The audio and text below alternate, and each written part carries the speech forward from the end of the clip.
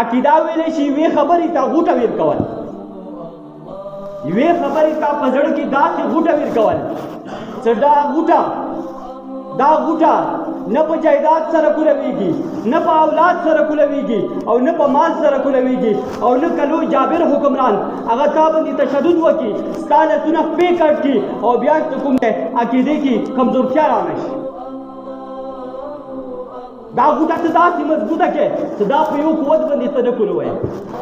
څومره د دنیا قوتونه دي هغه که تا باندې خپل زور وزموي خو دا هغه غوټه ته نه کولوی. دې ته ویلی شي عقیده. دویم ټکی دی ختم مطلب دا څه نشته، څه شی نشته؟ نبوت، نور نبیان نشته. د محمد رسول الله نه بعد نور نبوت ختم دی. دا خبره په زړه کې غوټه کا چې محمد رسول الله صلی الله علیه وسلم آخري نبی دی.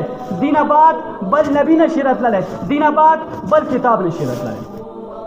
دا غوټه داسې غوټه کا چې دا په مال سره نه خلاصېږي، دا غوټه داسې غوټه کا چې دا په جایداد سره نه خلاصېږي، دا غوټه داسې غوټه کا چې دا تا سره یو ظالم یو د وخت جابر حکمران هغه ظلم کوي خو ته د ختم نبوت نه انکار نه کوې.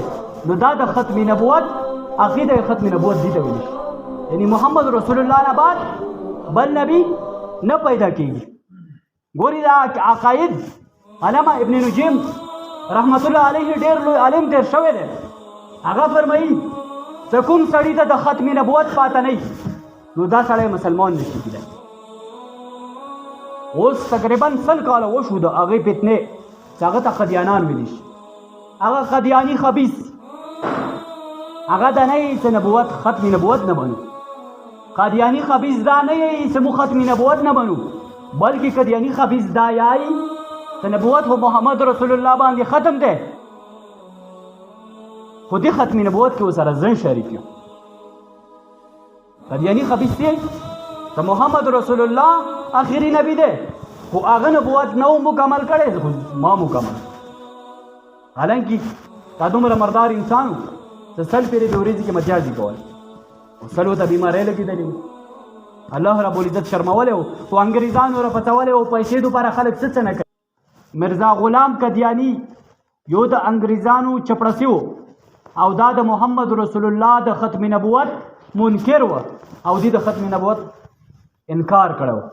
والحمدلله د علماء دیوبند په 1953 کې کوم تحریک وچلیده په هغه تحریک کې 10,000 کسانو قربانۍ ورکړې او د ختم نبوت دفاع وکړه. حضرت حبیب بن زید رضی الله تعالی عنہ په هغه سنتو باندې عمل وکړو چې هغه لاسونه کټ شوي وو، خپې کټ شوي وې، ژبه یې کټ شوې وه، خو د ختم نبوت دپاره خپل سر او مال قربان کړو.